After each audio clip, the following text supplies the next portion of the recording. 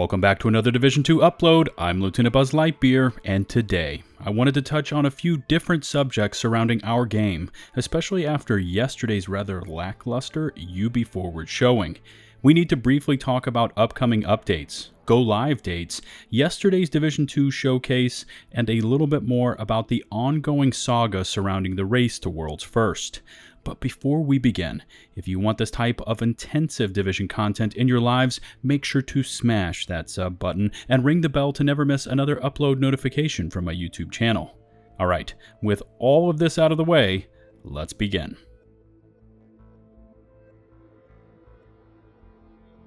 So first off, we've got just a bit of housekeeping to cover, and it involves Update 10.1, and it will go live next Tuesday on July 21st.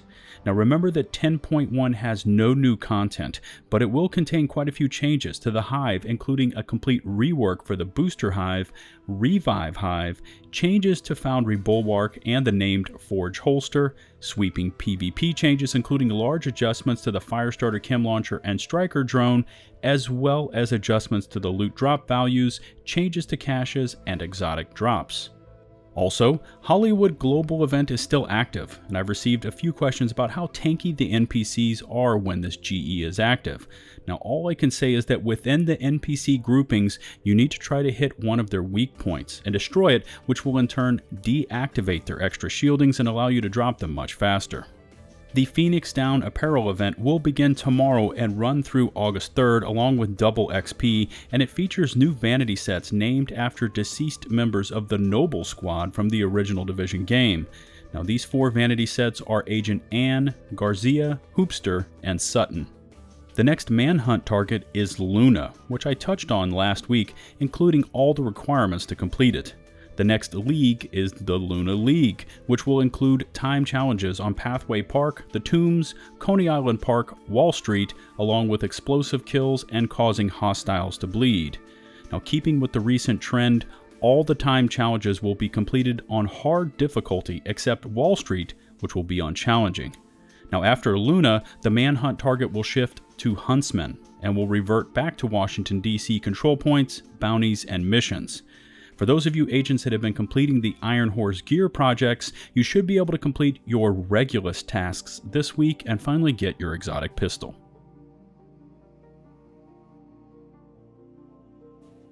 In case you missed it, I will include a link to the entire VOD from yesterday's UbiForward event in the video description, and in terms of the Division 2's presence in this event, it was really underwhelming.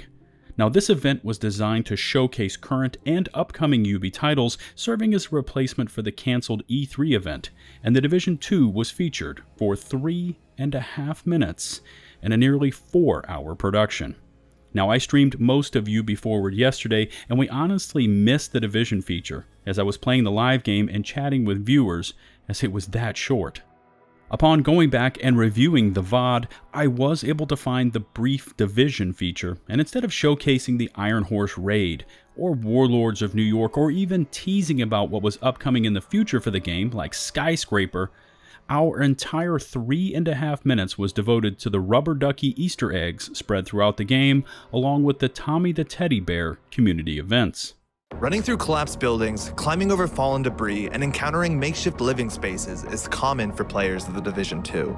Within its post-pandemic environment, many players have spotted something a bit more unusual, which has left them asking, what's up with all of these rubber ducks?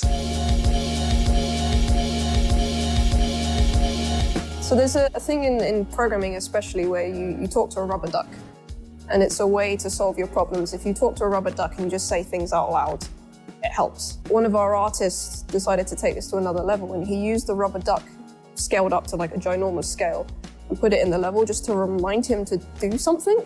And it sat there for a while. And the rest of us kind of really loved this giant rubber duck sitting there for so long. We decided to put little memorials to it across the world. What started off as little memorials, and then we started adding stories to them. So there's one where these 2 ducks are sitting on a bench having a date together, and there's another one somewhere where he's sitting with an umbrella hiding from the rain. The idea of the ducks is similar to the rest of our storytelling, where we're trying to add some hope into the world. Because you're coming in as a Division agent to try and save what you can and rebuild, but you need to know there's something there to save. So having bits of happiness lets you know like it's still worth saving for these little happy moments. One shrine in particular became a beloved fan favorite, showing up multiple times across YouTube and Reddit. So, Karen, how was your day? Well, Luke, it's been productive. So the origin story of productive, one of our level designers made an amazing pun one day, and we decided to make a graffiti out of it and put it in the game, and it became like a duck shrine, and players started finding it and wondering where it came from. We've been finding these rubber duckies all over the map. It says here on the wall in graffiti, productive, and there's a large rubber ducky, bigger than all the other ones we've found, and he's got bottles of booze all around him. Not only that, but he has a couple soldier duckies guarding a parrot in a cage. But there's more just like this in the Division 2. What's really great about our community is they come together. They find a common thing that they want to develop or find or get unlocked, and they just put time and effort into it. We don't put them in easy to find places. So that means players are genuinely, hopefully enjoying just exploring the environment and finding all these little Easter eggs we've hidden around. And also not the Easter eggs, just the main part of the game and all the storytelling we put into it. I haven't found all of them. I don't know exactly how many there are, but they haven't found all of the ducks yet. Encouraged by the community's response to the ducks, developers recently hid another secret in the game and made it the focal point of an all-new community challenge. We actually put Tommy the Teddy Bear into the game. So Tommy the Teddy Bear is a trauma teddy mentioned in a lot of lore, but the bear itself actually was not in the game. With episode 3, we put a bunch of them into the world, actually opened up an Easter egg hunt for him specifically. It's a nice little exciting moment when you kind of open Reddit and you see someone's found the thing that you kind of just snuck in under the radar and no one really knows about it. And some of the players are really clever. There's some hard Easter eggs that some of the level designers and gameplay designers have put in, and people have managed to solve it with no help whatsoever. Gamers are smart. I mean, of all the topics and interesting items that could have been featured, our 3.5 minutes were devoted to this. Now, I don't want to knock or disrespect the participants in the feature, as it was well done, but in terms of subject matter, I couldn't believe it. Now, for comparison, Rainbow Six Siege featured a montage of moments from players performing wild and exciting maneuvers and their live reactions, while Trackmania had a huge amount of time devoted to their title while they live-streamed team members racing each other. Just Dance 2020 showcased upcoming additions to the game from the different genres, and at least that snippet showed some flair and excitement. I just keep replaying the wasted opportunity to highlight some interesting features or upcoming events about the Division, instead choosing to show off rubber ducks and teddy bears.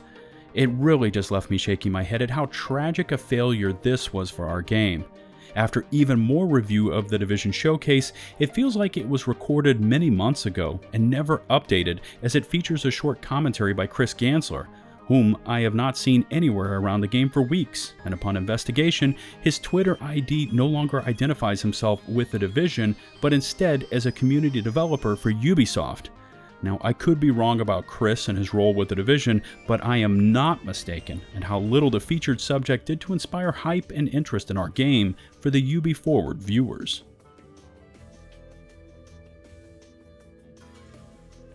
In terms of the investigations into the leaked raid guide and the clans that used them for the race to World's First, I have been hearing quite a few rumors and receiving screenshots from Twitter followers.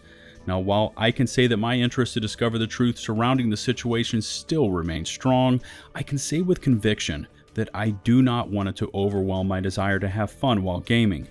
I did my research and compiled my evidence, all while scripting my report. I guess what I'm trying to say is that while I am fully committed to the truth and nothing but the truth, I don't want to keep chasing after whispers and rumors. I've been receiving many screenshots of players who were suspected of engaging in foul play either before or during the raid, along with many conspiracy theories. And while I don't want anyone to think that I am not grateful for forwarding your hard work to me, I will end or re-engage this conspiracy when I am ready. Now, I can certainly appreciate your faith in me and my voice within our community, but the request to reopen my investigation and to look into X or Y has really been a bit overwhelming. I know that the majority of the community team is currently on summer break and will return on or around August 5th, and I honestly don't know where the findings will lead. They will either choose to ban or roll back the race results to all those that were involved, or they won't. Now, I have shown the scope of the teams involved through my video and investigations, and I feel that anyone attached to this leaked PDF document should have their results reversed. Massive will either choose what I feel is the best course of action and ban or roll back all those involved, while setting an example of fairness to the entire community, or they will attempt to sweep all this under the rug and hope to ride out the clock, and hope that the player base loses interest, and it all just fades away. Since I published my report, I have been following individuals involved in this investigation with interest, including a recent post by POG member Wids, where he posted on July 11th, for people still asking about the world first raid, race, PDF, and stuff. I will make a video at a later stage covering that, since I know, in all capitalized, a lot. I just want to play some games right now, so it might take some weeks. In the end, I think the community deserves the truth, hence why we leaked it in the first place. In the end, those involved, the remainder of the player base, and Massive all have a solid understanding of the when, why, and the who of this debacle. Those that were involved know the power of the document that they possessed prior to the beginning of the race. Those that did not have the document now understand how much of a disadvantage they were at. And finally, Massive understands who was involved, what those individuals had in their possession, and what a mess it has all become. Do they uphold the law and continue on this course they have laid out of banning players for offenses against the integrity of the game, or do they let the individuals involved in this entire saga off without punishment and set off another firestorm of controversy and allegations of preferential treatment? Only time will tell. This is probably a good place to end this one for today, and as always, I look forward to reading your feedback in the comment section below. Any of today's topics are valid discussion items, including the upcoming events for our game, how you felt about yesterday's UbiForward event, and the ongoing saga surrounding the race to World's First. If you haven't yet smashed that sub button, please do so, and don't forget to ring the bell to never miss another upload notification. If you liked the video, rate it with a thumbs up, if not with a thumbs down. Links to support my full-time content creation outside of YouTube include Patreon and Teespring, both in the video description. Don't forget to follow me on Twitter for all my latest thoughts concerning most things gaming related, and until the next one, this is LtBuzzLitebeer, signing off.